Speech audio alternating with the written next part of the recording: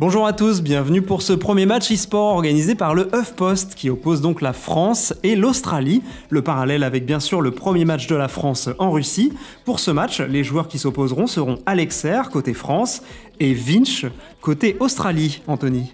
Exactement, c'est Alexer qui va gérer la France et on peut voir qu'il a fait une composition un petit peu étonnante par rapport à ce qu'il a l'habitude de faire Didier Deschamps. C'est-à-dire que Nabil Fekir jouera en meneur de jeu, derrière Antoine Griezmann et Kylian Mbappé. C'est assez étonnant, on a plutôt l'habitude de voir Olivier Giroud, voire Ousmane Dembélé, mais en tout cas, Alexer fait confiance à Nabil Fekir et on ne peut que lui donner raison, n'est-ce pas Mathieu ? Absolument, en tout cas on a vraiment hâte de voir ça, et en plus on a la joie d'être rejoints pour ce match par Pierre Ménez et Hervé Matou qui nous aideront à faire les commentaires si le cas échéant, la parole venait à nous manquer.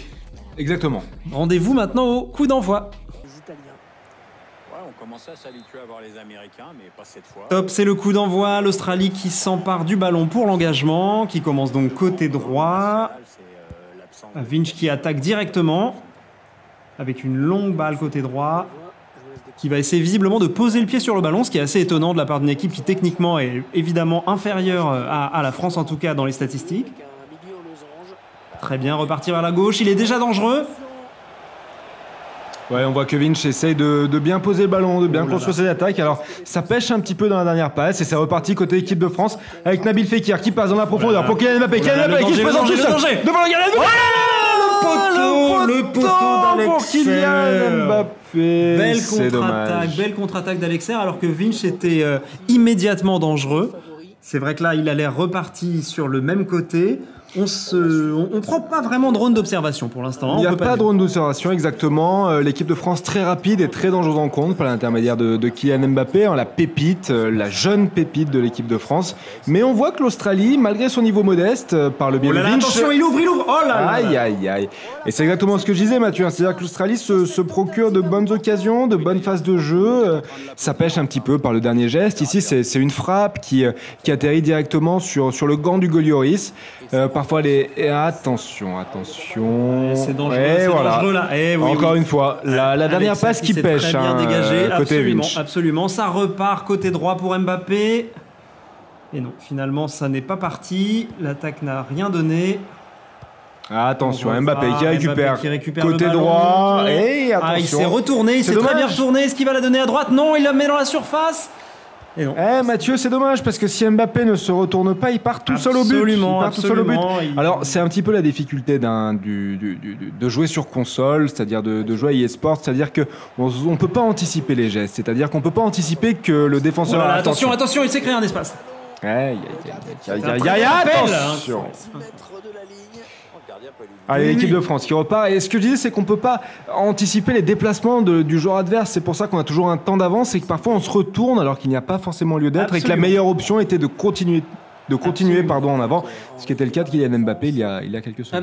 Absolument. Pour ceux qui joueraient vraiment jamais à FIFA, c'est vraiment une des grandes choses, c'est quand on ne connaît pas du tout son adversaire, mais vraiment pas, on ne peut pas du tout savoir comment en face il va réagir. Donc se lancer ou attendre, c'est une des grandes questions qui se pose à peu près à chaque fois qu'on touche le ballon.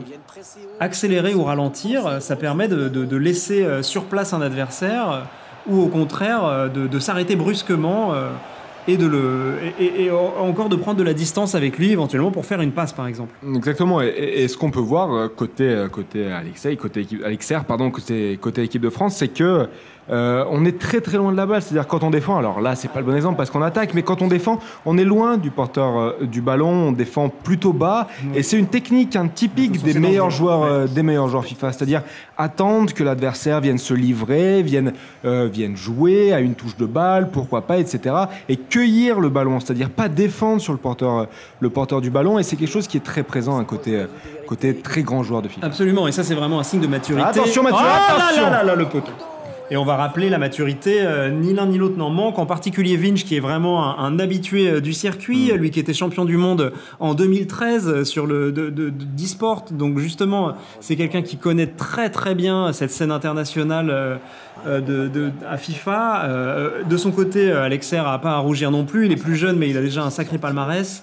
Donc voilà, ça explique. On peut dire qu'Alexer est un futur champion. Alexer est un futur champion, déjà un champion, mais en plus un futur champion. Alexer joue pour la team LDLC. Et de son côté, Vinch joue pour la très jeune AS Monaco FIFA, une équipe qui s'est créée à l'époque du lancement de FIFA 18. Donc c'est vraiment une c'est équipe très jeune, c'est très jeune, mais on voit qu'avec l'Australie, il arrive à faire des choses, donc ce qui prouve toute la qualité de cette équipe.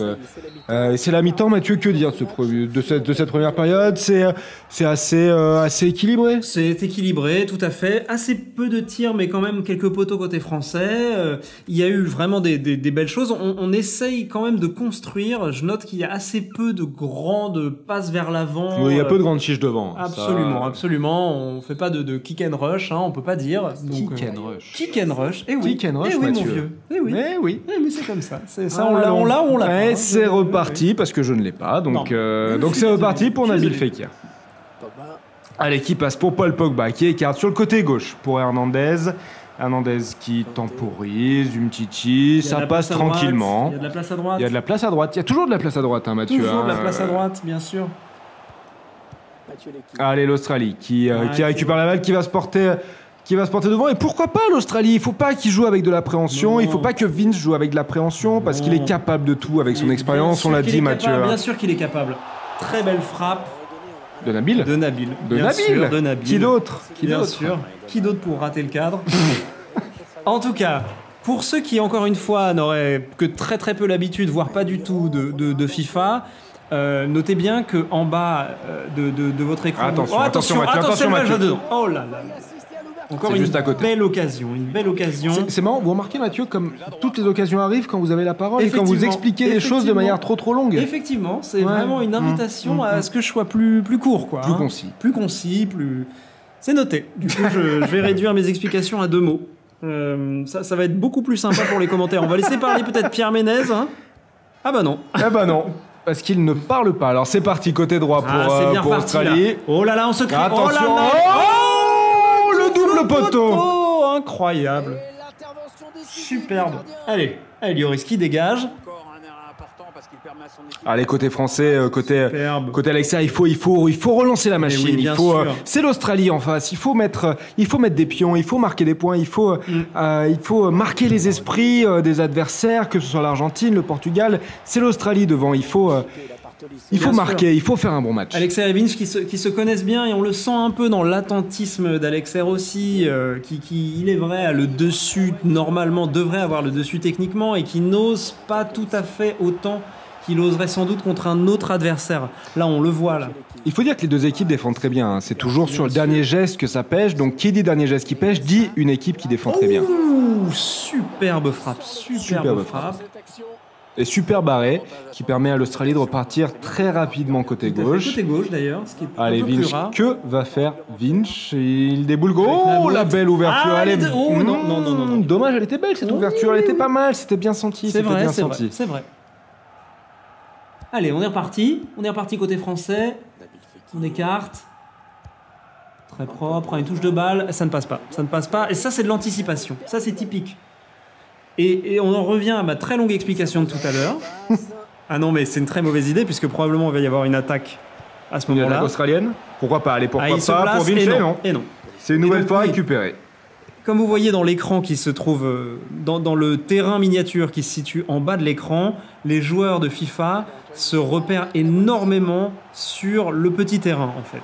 Ça leur permet évidemment de visualiser où sont leurs joueurs et où sont les joueurs de l'adversaire.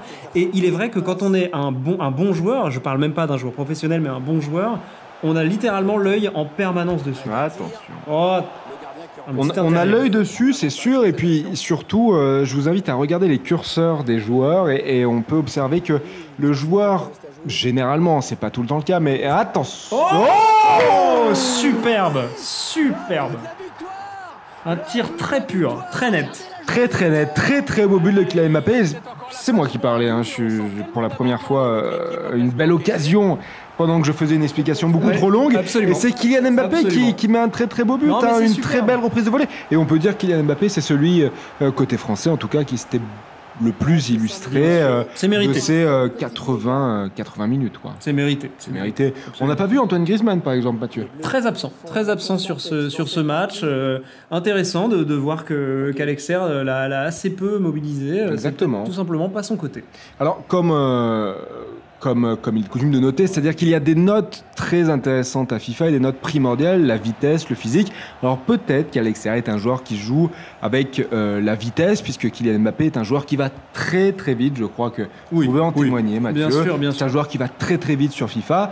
Donc tout dépend du style de jeu adopté. On a des joueurs plus physiques, des joueurs qui tirent très bien. Et Kylian Mbappé, sa force, c'est la vitesse. Absolument. Donc peut-être qu'Alexia est quelqu'un qui veut jouer très vite. Absolument, et c'est vrai qu'on a déjà vu Alexia partir à la limite du hors-jeu plusieurs fois. Attention Mathieu, celle-là, attention. Et c'est l'égalisation de l'Australie, égalisation de Vinch. C'est très bien joué. Hein. C'est très bien joué, Mathieu. C'est le métier qui parle. Ça, c'est vraiment quelques minutes après le but. Alors là, voilà. Il y a un des joueurs qui a réclamé une pause, bien sûr, après l'un ou l'autre des buts, pour changer les joueurs. C'est tout à fait normal, on change de stratégie.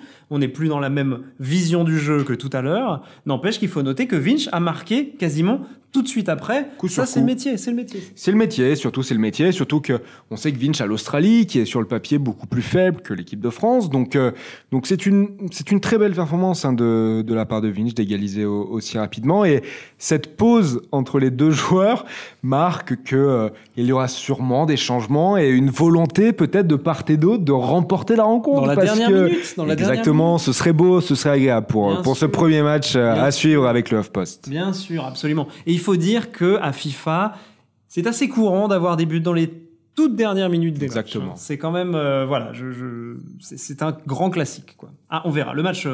Et le match reprend.